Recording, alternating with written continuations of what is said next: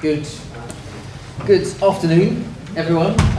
Congratulations for having found the room and navigated your way through the labyrinth. And if you just came here by accident, congratulations, you've won. This is the best fringe. So well done, everyone.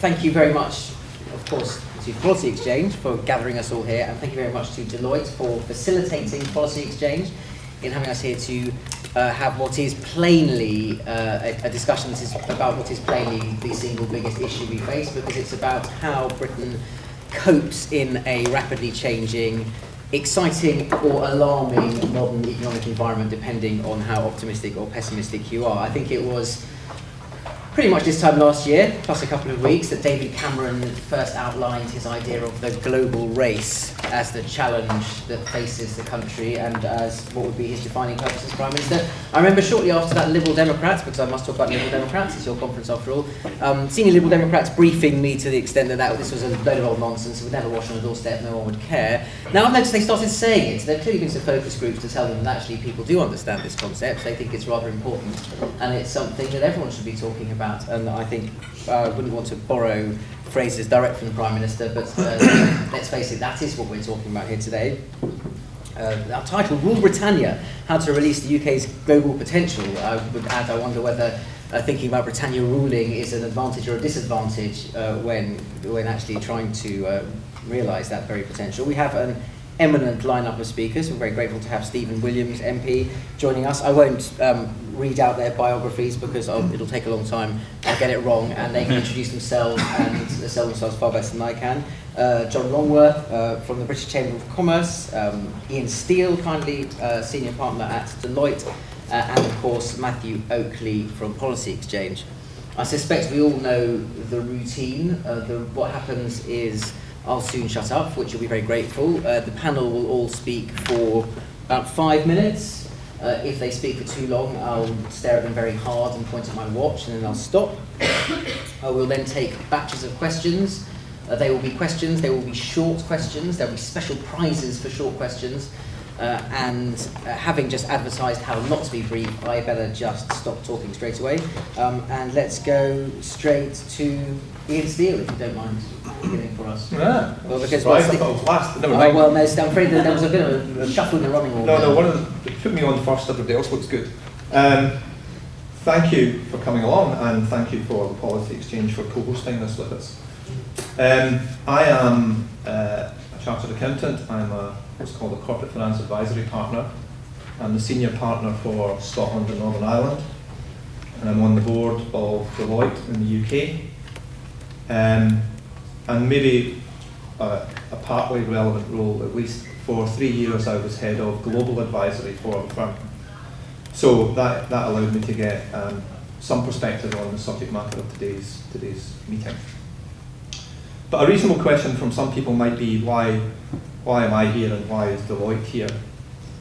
And this isn't, you'll get the point in a minute, but if we are a professional services firm, which we are, and if we are an ambitious professional services firm, which we are, and if we want to try and attract the best people, you really have to have a compelling case as to why someone should choose to come and work with Deloitte as opposed to any other firm.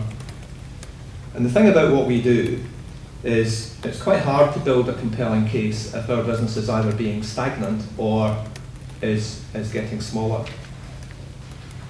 And we can only get bigger and realise our own ambitions and get better if the clients with whom we work are ambitious and get bigger and get better. So we try and work with the best, large or small companies who are ambitious, who are innovative, and who occasionally at least lift their head up from the desk and see what's out there beyond what they can see out their window. They grow, we grow. And if the best companies, and I'm not just talking about big companies here, in my career so far, which is a bit long, the world has got smaller and the competition has become more intense, and markets have opened up over the last number of years that were never even in anybody's conscience before. And my view is that if companies don't become at least assertive, if not aggressive, in their pursuit of these new markets, then they'll lose out. And if they lose out, then as far as the country is concerned, there'll be less wealth, there'll be less jobs, and there'll be less hope for our young people. Particular bailiwick of mine is Hope for Young People. The Scottish context is maybe a wee bit different, but where I come from, down somewhere near the west coast, unemployment was quite high, and it's difficult to see from a domestic economic argument where that employment is going to come from. So I'm quite keen, both personally and professionally, to do what I can to give more hope to young people who may have no role models, either in their family or in their network, and we need to try and help them. And that, if that means helping the companies first, then that's what we want to do. So, in a nutshell, I'm very keen to try and articulate why I believe that all the strengths that this country can bring to bear, whether it's political, legal, regulatory, whatever, that's still admired in most parts of the world. If we play to our strengths, then we can be hugely successful in the markets over the next few years. Well, thank you very much. What magnificent concision and brevity there, and raising, of course, that crucial question, which I'm sure will come up again, which is ultimately what is the next generation of Britons going to do for a living?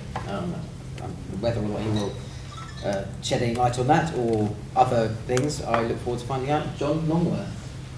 Ah, right, okay. Well, I expect that. Good job, I've made a few notes there. Absolutely. Thank you. Hugely important matter of debate, and I was just listening to Vince Cable's. Can you hear me okay? Can you hear me okay with that microphone? Yeah, okay. Just listening to Vince Cable's speech, which I thought was, while political, was extremely good and on the money. And I say that in particular because he identified in his speech that in a recovery economy, actually getting things right and continuing to fuel recovery is massively important, because in a recovering economy, that's the time when people take the foot off the gas, get distracted by niche issues. And in actual fact, the most important thing in the UK at the moment, and probably always, is the economy. Without a growth economy, without relative economic performance which is outstripping competitor countries, and make no mistake, countries do compete, then we won't be able to afford welfare, pensions, education, the NHS, defence, and all the other things that we want. We have to create wealth and have growth to be able to do that.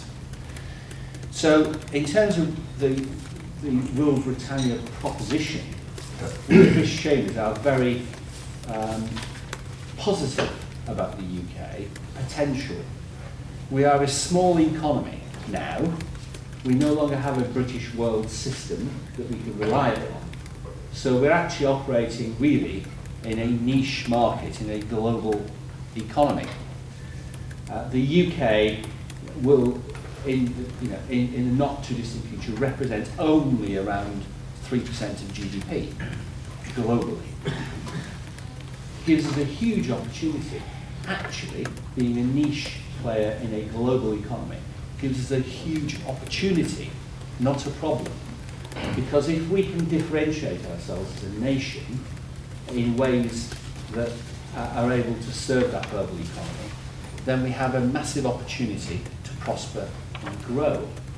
And the UK has, as the paper inviting people to this debate says, got unnatural advantages. Linguistic, creativity, skills, innovation. We have the City of London. It's actually an advantage, despite all the problems that are surrounding the city and the problems that the banks have created. It's actually an advantage. So we have a massively positive future, but it requires three things to be fixed. And it requires three things to be fixed for the long term, which means there has to be cross-party consensus to deliver them, and there has to be a recognition that there are underlying problems with the UK economy if we're going to be very prosperous. First thing is we have a structural failure in business finance in the UK, and have had it for a very long time. Since 1870, the rate of investment in UK business has been around about half the rate of investment in German businesses. That's a very, very long historical legacy.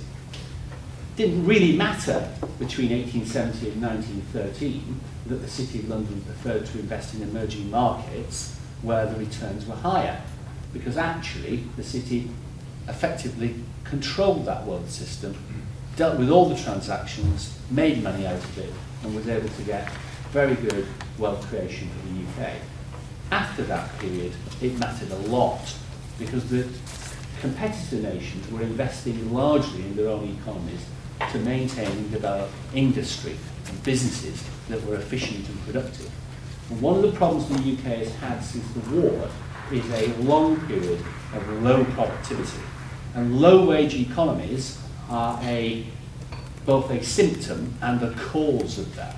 But you can't solve it unless you have good investment in business, because it's the investment that creates the productivity, not how hard people work. So, the creation of a British business bank, the sort of thing that the US have, the Canadians have, the South Koreans have, the French have, the Germans have, and the Italians have, is a major step forward, and Vince is to be congratulated on that. But it needs to be a very different business bank than the one we have at a putative stage at the moment. It needs to be a bank that's properly financed and has a direct relationship with relatively new and fast-growing businesses and businesses that are in recovery and need to be able to fund that recovery. The second thing, I will go through this very quickly. The second thing, anybody who saw me at the infrastructure debate yesterday, I'm repeating myself slightly, so we'll brush over it very quickly, is infrastructure. We need infrastructure so a business can do business, and we need infrastructure to actually fuel the economic growth and sustain it. And we at the Chambers have identified a number of pillars of infrastructure, as we call them. Road and rail infrastructure, aviation and seaports, long-term energy security, not just the green energy policy, that got everybody going yesterday. A digital infrastructure, including wireless, and the infrastructure of knowledge and skills, which is hugely important in a knowledge-based economy that's made up of 79% services. And the third pillar of growth and long-term sustainable growth for the UK is trade support. The UK invests 0.05% of GDP in supporting businesses to trade the world. That's not just exports, that's also inward investment. 0.05%. It's a rounding error. The Prime Minister declared that we had to rebalance the economy towards international trade, and we invest practically nothing in it. Just as a matter of interest, by comparison, that's a fraction of the amount of money we spend on overseas aid, which is targeted to be 1%. So it's 1/20th of what we spend on overseas aid, and that's a rounding error in itself. So we have to do something about that, because competitor countries invest a lot in supporting trade. And the one, just to finish with a slight plug, Chambers of Commerce are actually actively working hard to support businesses to export. And the number of exporters in our network has gone up from 22% to 39% in just 2 years. And there's been a major shift in exports away from the EU and towards the rest of the world, which is actually a good thing as the EU economy is flat at the moment. Thank you. Thank you very much. I can just point out there are seats here at the front. It's not stand-up comedy. We won't pick on you and say horrible things. You can just sit down. And it's not funny. We'll get there. Investment in infrastructure, government supporting exports. We've come a long way, haven't we, since the days when governments weren't supposed to intervene in the economy, and how times change. Let's hear from a Uber wonk. Thank you, Oakley. I think that's the best title I've ever been given, so I'm going to stick with that. So I'm going to talk a bit about what I see the choices and challenges for Lib Dems, each of the main parties coming up to the next general election, and what I would hope to see in kind of manifestos for 2015. I think this area, obviously as Policy Exchange put this event on, this area is hugely important and has to form a key part of everything people are saying to the electorate running for 2015. I've been banging on about this for the last 3 years, saying that we should need to stop squabbling about the deficit and the debt and start looking at 2030, 2040, 2050 and seeing what the place of the UK is going to be in the world economy, how we make the most of emerging markets, how we attract the best, the brightest people and the best businesses to the UK in the future. And that's not about the squabbling over the front benches, that's about actually taking a longer term look and thinking about the structural problems which are in the UK economy. So I'd very much like manifestos to focus on the UK economy and its place in the world, and then also on living standards, which I'm going to come back to at the end. So the first of those, UK economy and place in the world, I think one of the key things here has to be the emerging markets. And the last 5 years, well, since the recession, has shown kind of a key reason why. So just looking at IMF data, emerging markets real GDP growth over the last 5 years, 5.6% year on year, each year. Look at the advanced economies, just 0.5%. Huge growth markets which we're just not taking advantage of at the moment. So, and I guess that's the point. At the moment, we're not taking advantage of those markets that are growing as fast as they are. As a percent of GDP, the UK exports, goods exports to emerging markets is lowest of any EU country. Any EU country, we're exporting less as a proportion of GDP than them. Looking at goods, we're about 3.8% of GDP, Germany 11.3%, Sweden 6.5%, EU, the euro area average 7.8%, nearly half that of the EU average. And that's actually quite an achievement, actually. So over the last 10 or so years, we've actually improved an awful lot. So since 2002, goods exports to emerging markets have increased by 182% in nominal terms. So we're actually coming quite a long way at the moment. Services, similar figures, have increased by 155% in nominal terms over the last 10 years. Just some key areas. China, we're talking about a 620% increase. India, 171% increase. So we are starting, I think, to take this challenge on, and actually businesses are starting to export more to markets which we aren't necessarily used to in different areas and the fastest growing places across the world. So I want to think about what more we need to do. What we need to do to make the most of the improvements we have seen, work out where the new markets are going to come from in the future. So we have emerging markets now, but when they become developed, where the next emerging market is going to come from, and how we're going to continue to attract business and skills to the UK for the next 20, 30, 40, 50 years. One positive thing, I think, is that actually some of this, I think, will happen naturally, in that we have a particular strength in the services. And as the emerging markets start to develop, they start to use more social security systems. They start to develop in terms of their business infrastructure. I think the UK will be an obvious place for them to come to buy the services that we produce and can export from. A key area, an obvious example here, is in the education system, where we're starting to export more and more of our education system to other parts of the world, and that's a huge growth market for us, which we should be doing more to do more to push. So that's my one positive note, I think. The rest is I think more difficult, both economically, politically, and policy-wise. I think there's at least 6 challenges going forward. One is in the labour market and providing the right skills to business in the future. Just looking at engineering, I think recent data showed we're something like 40,000 engineers short in the UK economy. We can't compete in a global economy when we don't have the right skills for businesses to use. 50% of our children are still leaving school at 16 without 5 A to C's, including English and maths. 4 million people were workless before the recession. That's not an economy and a labour market which is functioning as it should to really drive growth across the UK and actually be a really competitive economy. Part of that, I think, is immigration. There's a huge problem with immigration policy at the moment. We have shortages of people for businesses, and we're not allowing businesses to bring the right people into the country. It's a huge problem which we need to address going forward. Thirdly, financial services, and John talked a bit about this around the value of the City of London.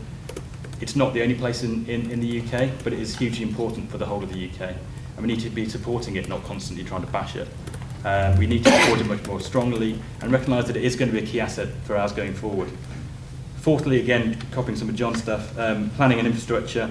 There's huge debates at the moment around Heathrow, Hove Airport, around whether that's Manchester, whether that's whether we increase some of the regional airports. Huge debates around HS2, huge debates around housing and planning, where we build more property. Now, we need to just get this over and done with and actually start building for the future, not having these political based arguments. Fifth, around energy policy, again, talked a little bit about this from the panel already. The USA provides a key example of how the huge boon that a sensible energy policy and a good use of energy policy can give a country, with the use of shale gas obviously driving the manufacturing boom that they're seeing and their recovery. Sixth, my final point probably, around tackling debt both at a household and government level. I think hopefully most people here will recognise that up to 2010 we had a pretty unsustainable model of growth in the UK, and that was based on credit and debt, and we can't do that in the future. We have to start investing, spending less and investing, and so there's, I think, challenges there. I think those are all. No, that's my final policy point. My broader point is that I think for a policy wonk, some of the answers to those issues are really quite straightforward. I think where the real problem is getting those policy ideas over to politicians and over into policy, because it's very, very difficult. So at the moment we see tensions around immigration, we see tensions around housing, we see tensions around the labour market, around the welfare system, because people are worried about their own living standards and because they're worried about their families. So what we need to have is an idea and a vision of growth, which is this global growth that I'm talking about, and a kind of an idea of how to reform the UK economy to give that growth. But that needs to be combined with a clear message on living standards and how to let everyone really appreciate that growth, how that growth is shared across the economy. And that means we have to have a much more open discussion around things like the minimum wage, around tax, around skills, around how we actually support families. And without those two visions working hand in hand, I really don't see us ever kind of putting forward the kind of answers to those 6 kind of policy areas that I've talked about. I guess that's a challenge to our politicians, so I'm going to stop there and hand over to our politician. Thank you very much. I just would add, I'm glad that you raised that political dimension, because the danger with this discussion is that it always operates within the framework of presuming that globalisation is something that won't be reversed, shouldn't be reversed, and that we embrace, whereas actually if you look at politics in the UK in the last 2 or 3 years, what has been one of the most dynamic insurgent forces, well, it has been essentially the UK Independence Party, which could be characterised as a nationalist reaction against globalisation, or at least channeling some of that sentiment. Yes, let's hear from a Liberal politician. Right, well, policy wonks are probably used to making speaking from a sedentary position. Politicians used to standing up, so it means I can see you all over there a lot easier. We're stuck over here in the corner. It was a quite curious title, I thought, for this. The photographer has to move on, sorry. for this session, Rule Britannia. Glasgow, of course, was the second city of the empire. While I've been walking around Glasgow over the last few years, you can see that in the sort of Victorian times, if you are a buff of architecture as I am, there must have been enormous wealth in this city at that time. And yet this conference centre, if I've got the industrial history of Glasgow right, is built in where a lot of that wealth was made, in shipping and in exports. And now there's a rejuvenation perhaps of Glasgow via service industries rather than the manufacturing wealth on which it would have been based. I come from somewhere near Merthyr Tydfil in South Wales, where the Industrial Revolution was born. And Wales, and then the United Kingdom, was the world's first industrial country, the first place on the planet where more people worked in manufacturing than worked on the land. But the truth is, since roughly 1913, we've been slipping behind in that global race. We used to be number one in absolutely everything, but we started to fall behind Germany, behind the United States, behind other European countries. And since 1945, that decline has continued. A very good example would be South Korea, which had even more devastation after the Civil War in the early 1950s, but it has emerged into one of the economic superhouses of the world, and is now ahead of us on virtually every economic and educational measure. An astonishing transformation from literally ruins in 50 years, while we've continued to have relative decline. Then there are other larger emerging economies, the so-called BRICS, Brazil, Russia, India and China, that have grown hugely through export. Everyone in this room will have bought something manufactured in China over the last decade, but are now developing their own domestic markets as well, as people in those countries get wealthier and wealthier from the goods that they're exporting to us. They're developing a middle class, if I can use that phrase in the way the Americans mean it, that is bigger in volume terms than the entire population of probably the United Kingdom, but maybe of Western Europe as well. And those people are going to want to consume goods and services that at the moment they don't necessarily produce themselves. So I think the big challenge for us is how do we export what we do in the global economy to the newly emerging economies. As the party's Treasury spokesman, I have to do all sorts of awkward things at both the party conferences and in the House of Commons. And one of the ones was defending the government's decision to make a huge loan to Ireland a few years ago as part of the bailout by the rest of the European Union of the Irish economy. And one of the statistics that the Treasury gave me for my speech, I queried several times because it was so incredible, I couldn't believe it was true, that we export more in value terms to the Republic of Ireland than we do to the whole of Brazil, Russia, India and China combined. Whereas the population of Ireland is barely a suburb of Shanghai. So this is quite extraordinary when you think about it, of how stark that position is, but also what an enormous opportunity it is for us as a country as well. The question I suppose you want answered here is how on earth do we realise that opportunity? Well, first of all, it's recognising that we are in an international global economy. That means we must be open for trade. That means we must celebrate the fact that we are part of the world's largest single market in the European Union. And being part of that world's largest single market means we have more clout abroad when we're negotiating trade deals, whether it involves tariffs or standards in goods and services. And I can come back to South Korea. The European Union negotiated a trade deal with South Korea just 2 years ago in 2011. And since then, UK exports to South Korea have doubled, and there is potential for much more future growth.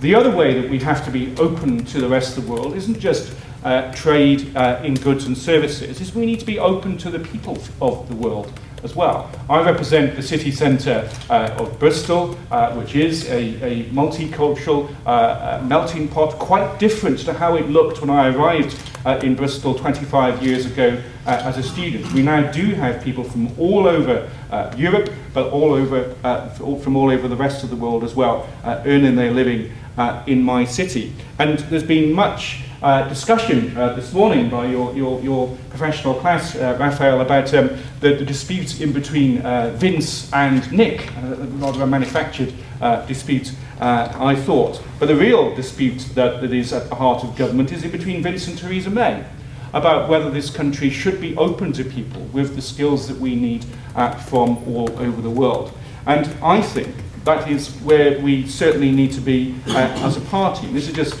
an idea, we don't make policy in fringe meetings, that we should have earned citizenship for someone who, say, comes to this country, pays to do a university course as an international student in this country, has a work visa for at least 12 months once they complete their studies. At the end of that, having paid for their higher education, having paid some taxes, why not guarantee that as long as they do that and fulfill their commitment to this country, they get automatic British citizenship at the end of it? It's not an original idea. The place where they do that is in Australia, which might seem quite extraordinary given the context of the election that they've just had in Australia and the anti-immigrant language that Tony Abbott of the misnamed Liberal Party in Australia was using. Now in exports, we are currently 10th in goods in the world. And I think the opportunities for us aren't just the geographical ones that I mentioned, but in terms of sector, they must be sort of high value added goods where we still have a significant competitive advantage, and areas where it is quite hard for an emerging country to enter. And there's a huge example in my own constituency, or on the edge of my constituency in Bristol, in terms of Rolls-Royce, Airbus, and many other smaller firms that engage in aerospace are based and employing thousands of people. And this government has an industrial strategy. Vince is developing sectoral strategies for each part of the economy, including aerospace, and putting in place what they have in Germany. I've forgotten what the German word for it, but it translates as catapults, to bring together entrepreneurs, researchers, and established manufacturers all together in the same hub, so they can feed off each other. We have the National Composites Centre in Bristol, doing the research that will make aviation much more sustainable. But curiously, will also make wind farms and underwater turbines much more durable as well. Finally, John provoked me into remembering something from my time of studying economic history at Bristol University, when he said since 1870 investment in industry has been in decline in this country. There are lots of books written about that, but one of the explanations is that Britain's culture is actually anti-industrial. It is anti-entrepreneur. It has turned into being anti-wealth creation. And sometimes you hear a bit of that language in this political party as well. And that is something we really have to change in this country, that we value people who go into engineering as well as into the arts. I mean, in Germany they say Herr Engineer, in a way that we say doctor, somebody who's done a PhD in education in this country. We need to enthuse children about learning about maths. If you want to go into digital media, another huge industry in Bristol, where art and animations,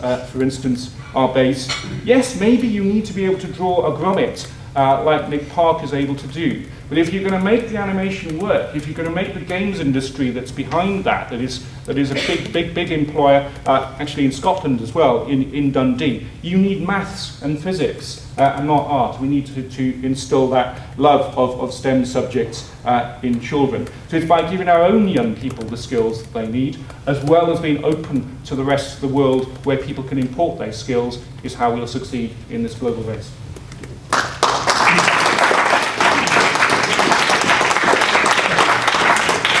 Thank you very much, Herr MP.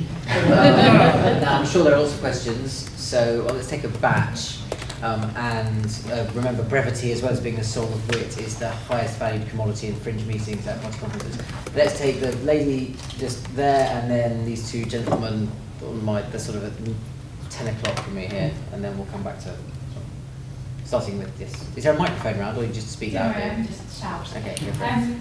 So, probably a question really for John and also others, I guess. There's great potential among UK SMEs to export, but they tend not to see themselves as exporters, and often that can be one of the biggest challenges. Sorry, can you identify yourself, by the way? Sorry, I'm Esme from Barclays. So I'd just be really interested in the thoughts that panel members have as to how to get more UK SMEs exporting. Okay, excellent brevity. And let's take Yes, you and then the gentleman. George Crozier from Lewisham Local Party, also the Chartered Institute of Taxation. I'm interested in the role of tax in encouraging growth. It's something that wasn't really touched on in the discussion earlier. And anyone who wants to discuss this, we're having a very exciting fringe meeting on Tuesday evening.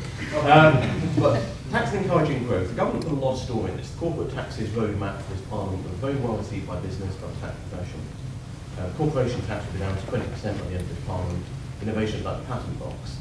I was wondering how key the panel thought tax is to promoting growth, and whether there are any particular reforms that they would like to see further to what's already planned to promote business growth. Thank you. And this.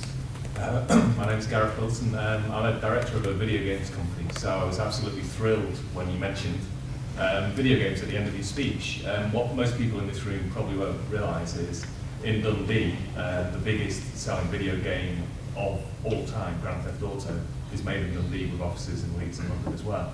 It's being launched at midnight this evening, and it's going to bring in, I don't work for them, but it's going to bring in, they estimate, 1.5 billion worth over the lifetime of its, of how many it's going to sell. It's going to sell at least 25 million copies. So I'd just like to ask the panel, how can we grow our creative industries? Because if there's one place where we do have a competitive advantage, is definitely that, whether it's in the world of fashion, new media, music, books, TV, film. And my concern is that over the past 10 years, our competitors like Canada, Australia, China, America have been doing very generous tax breaks to the creative areas, which have meant a massive brain drain from my industry across to those countries. Thank you. Let's go on the panel, starting with John. Feel free to answer some, all, or none of that, because there'll be people who will have things to say and more questions to have, so just cherry pick. Okay, SMEs, the answer to all those things is actually quite similar in many ways. Creating an enterprise-friendly environment with easy access to finance, particularly for small, relatively new and fast-growing businesses, but also for businesses that have survived the recession and are actually ready to grow again, but have used up the working capital, is the number one issue. We are, at the moment, working on a national project to support SME exports, which is being sponsored by this administration, where we're actually developing 21 British chambers of commerce in 21 key markets around the world, including China and India, and Korea, for that matter, as the practical platforms for export for UK businesses. These will deal with all export matters within the next 5 years, and there'll be a further 20 next year. So there is actually a programme to do that, but it's extremely badly funded. And therefore, we are unlikely to ever reach the dizzy heights of the German economy, where they have extremely well-funded German chambers of commerce around the world to handhold German businesses into new markets. So that's a comment on how to actually practically help SMEs carry out the export programme. There is a conference on the 17th of October in London where these markets around the world will come together. I completely support the comments on South Korea, by the way. It's one of my favourite countries, having done global business for a lot of my career. Sorry about a lot of my career. Korea is actually one of my favourite examples of how Britain can prosper, because Korea is not a member of any trading bloc. It is not a member of a trading bloc like the EU. It is sandwiched between two of the largest economies in the world, Japan and China. It has virtually no natural resources, and it has a hostile country on its northern border. Now, apart from the latter, we're not actually emulating Korea very well. So the UK has an enormous opportunity to be a world leader in growth for a developed economy, because Korea has proved that it's possible. You might want to pick up on the tax point. No, you're wrong. Well, only in the context of something else. Sometimes, I mean, I don't talk about this stuff. I've not been at one of these before, but my way of looking at these things is that we are talking about opportunity, and we're talking about attractive markets outside our own market. I still don't quite know where we got it wrong, because if you say you're playing from a position of strength, not that long ago we would have been one of the strongest, and yet we are now perceived to have dropped down that chart by quite a way. So something we either did do or didn't do, while others were smarter than us at the time, have given them a competitive advantage. It's not all bleak though. The Chamber of Commerce survey in July, I think, said that exports and SMEs have gone up at a faster rate than any time since the beginning of the recession, so something's happening. Whether it's SMEs and their association with exporting, or tax, or the creative industries, my view on that again is maybe a bit too simple. But if a business has talent, and it's ambitious, and it's relevant to the market, and it's innovative, then it needs to be bold. And in order for it to be bold, sometimes businesses that are being innovative need a wee bit of help to be bold. And whether that's fiscal help or any other form of government intervention or cultural intervention, I'm not quite sure. But I do think that when people haven't done something before, and I think innovation is the key word rather than anything else, then sometimes their confidence needs a wee bit of a boost in order for them to go wholeheartedly down that route. And in the old days, in fact today, some people would say that business should be able to stand on its own 2 feet, and government help, assistance, whatever words you want to use, shouldn't be necessary, because if they're good enough for themselves. The thing is, just about every other country seems to be able to do more. And therefore we are placing even our good companies sometimes at a disadvantage because of our seemingly enthusiastic requirement for them to do it on their own. And again, whether it's tax incentives, whether it's financial incentives, whether it's a different way of lending, I don't know quite where the weighting would land in all of those things. But I do think that we've got enough talent and we've got enough ambition. We don't yet have the confidence, and although the confidence is beginning to come through, I think it needs to be accelerated a wee bit. And whether that's people like me or people like government or associations like John to help, then I think we have to make ourselves more available. Yeah, thank you. Well, I'll deal with the tax and the video games questions. George works for the Professional Institute, to which I've belonged now for 20 years, the Chartered Institute of Taxation. You can tell what an exciting job I had before I became an MP.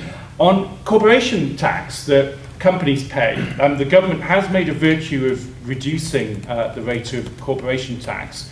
But I'm worried that all major economies are conducting a sort of race to the bottom, sort of competing with each other on the rates of corporation tax that they pay, and is almost saying to sort of footloose investors from around the world, come to us and we'll reduce your tax bill. I don't think that's sustainable in the long run. And once we hit 20% corporation tax, which we will do over the next few years, I think that should be it.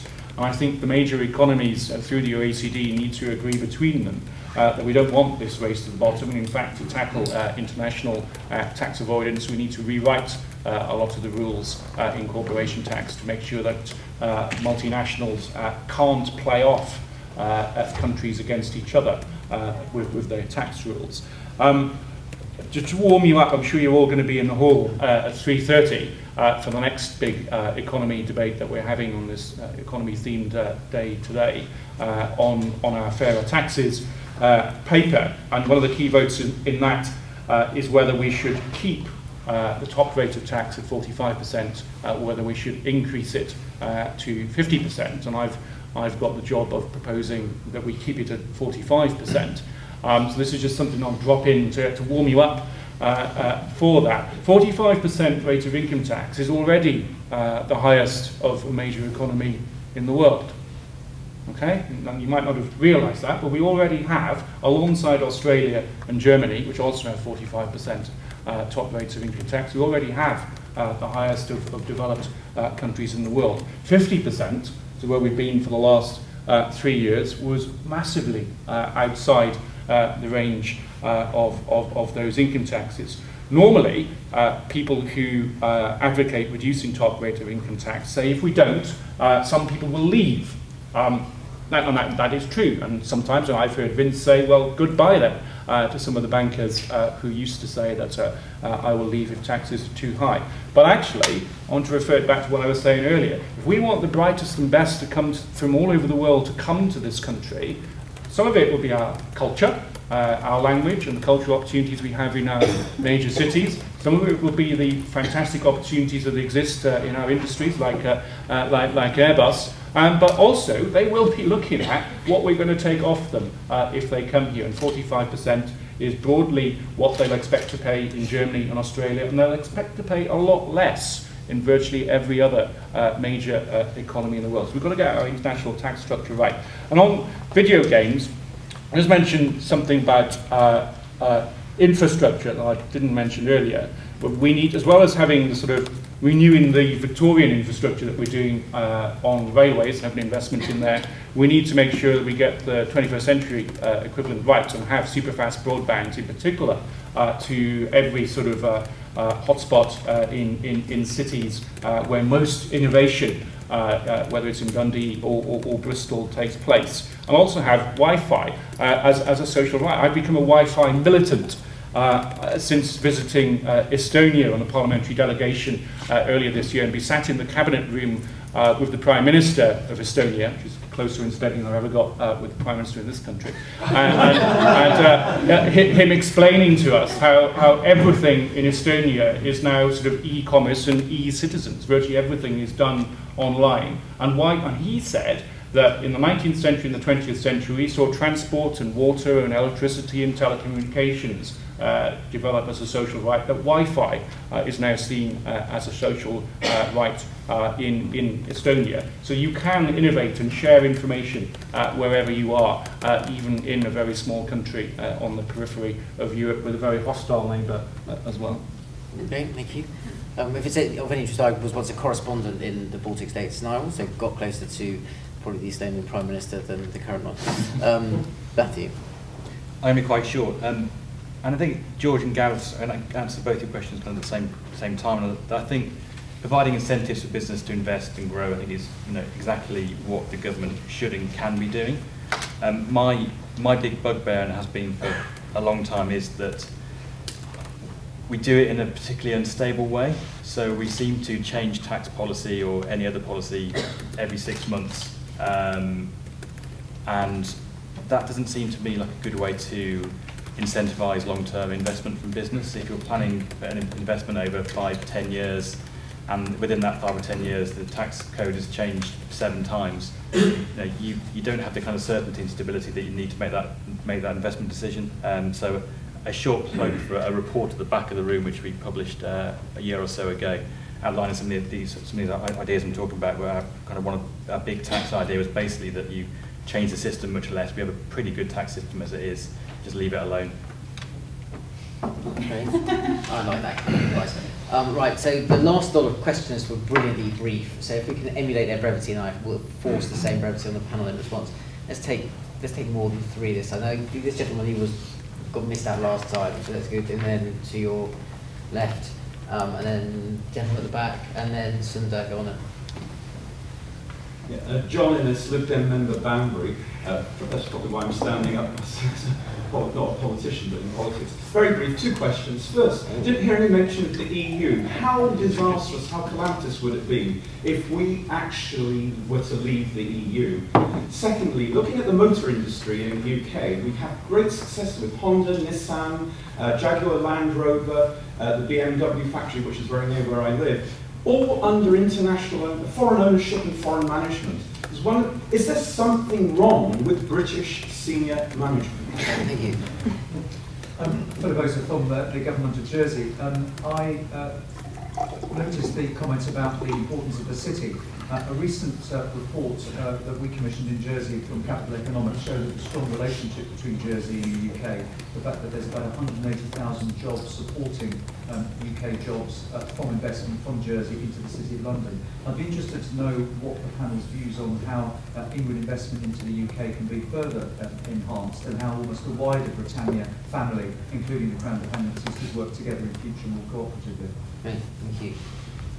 Philip Souter from Business for New Europe. I think there's a theme developing I'm going to pick up from John. Europe's obviously one of the biggest fault lines of the coalition. The Lib Dems have a position, the Tories have a very different position. Labour's under pressure to change its position. So not just how would Brexit affect the economy, but what do you say to investors that are concerned about Brexit? What do you say to them as the government, given this instability? Okay. Sundar Kawal from British Future. Matthew and Stephen both talked about the political pressure on immigration as a threat to growth. Is the danger there from current policy, or are there new threats from the political pressure of UKIP and the electoral cycle? And what advice would you have about how the global race idea might be used to at least limit the damage? Okay, there was quite a lot of EU themes there, and the immigration, I think, which will get all together. So let's take a couple more. Let's have this gentleman at the front here, and also someone else who was, yes, some lady at the back there. 4 little statements. Statements, very nice statements. Questions? It's easy. Poor level of trade support. Devolved administration, independence. In Scotland, we've got a referendum coming up. Impact of that in the UK. Low level of coordination, and this is a self-employed car crash question. Okay, that was nice to read. Yes. Sophie Broom from the Financial Reporting Council. We talked a lot about encouraging investment, and one of the UK's first things is really strong corporate governance and stewardship regimes, but are these putting other countries off? Do we have too much legislation and too much regulation? Right, let's go back along the other way then, and I imagine looking at the time this might be your last intervention, so if you've got terribly burdened by something, now's the time to unburden yourself of it. So I'm worried about immigration most probably, in that we have a huge shortage of skilled workers at the moment. I think this is probably a bit around the British senior management thing as well, where certainly anecdotally we as a country do lack the senior management quality, I think. I think there's been some good evidence of that from the London School of Economics. So we need to bring people in from abroad, and I'm worried at the moment that with the cap on immigration that isn't possible.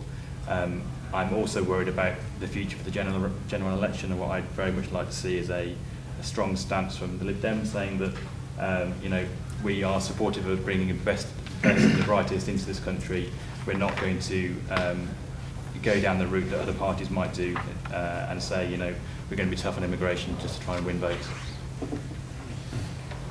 Well, I entirely agree with that, and hopefully in my speech I sort of gave you some confidence that that's certainly where we're coming from. On immigration, I think the debate is never rational, and it's now becoming more and more toxic. As I mentioned, I'm the MP for the city centre of Bristol. For the last 8 years, practically every constituency surgery I've done has had an immigration-related issue, with a person, not a political point, but with an individual who needs their status to be sorted out. Those stupid, distasteful poster vans that were doing the Tories' dirty work in North London and wherever else they visited were absurd. And the only place I would put a poster van is outside the Home Office saying, Theresa May, get your act together. Because the immigration service is a complete mess. And maybe we're starting to get a grip on it in government, but dealing with it at the coalface, it is still incredibly frustrating. And those poster vans and the things that are dropped into speeches by ministers who ought to know better from the other part of the coalition must be read, maybe only on Twitter, perhaps in other parts of the world, and people might think, as well as looking at the tax rate, as well as looking at the opportunities, as well as looking at the skills, am I going to be welcome in this country? Is quite a rational thing for someone to ask themselves. So I think government ministers need to wise up on the issue of immigration. The European Union, I did actually say about the single market and about the importance of the EU sort of trade deals. A huge one is on the horizon in between the European Union and North America, where billions of pounds of benefits will come to this country. It is an absurd delusion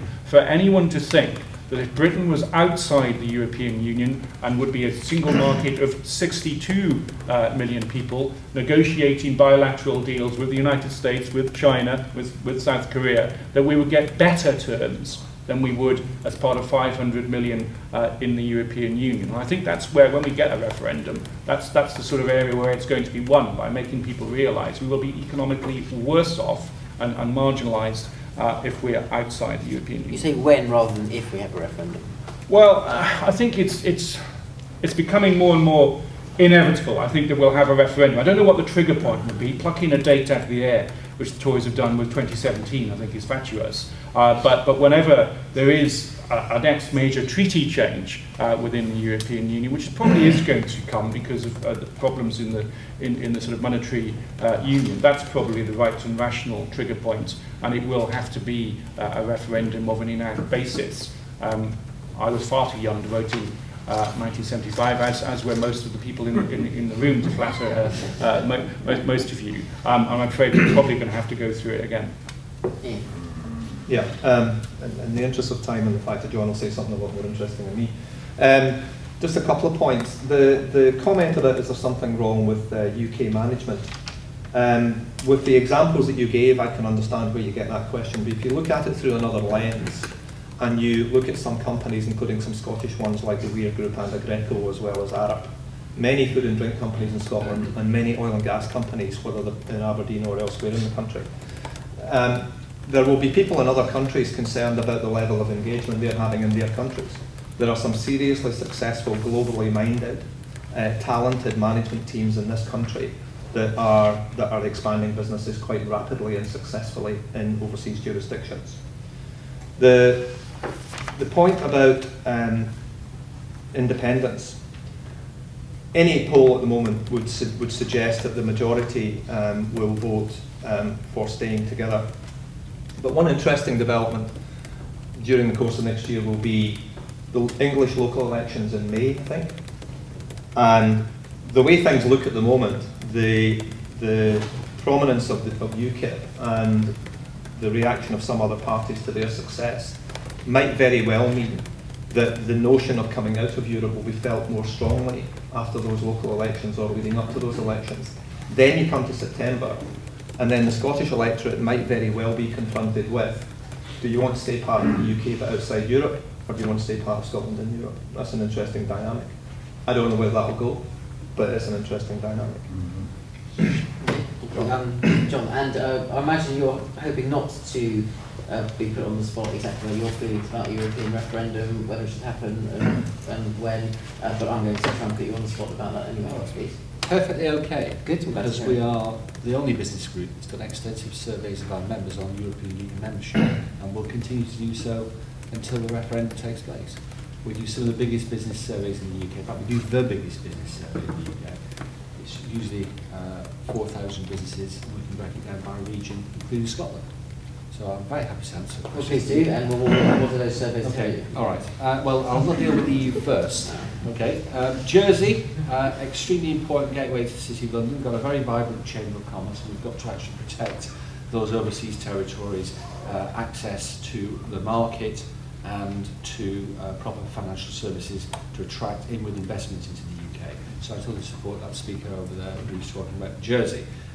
Tax, forward guidance, very important. We need stability. Business like certainty. It's going to actually be able to make long-term investment decisions.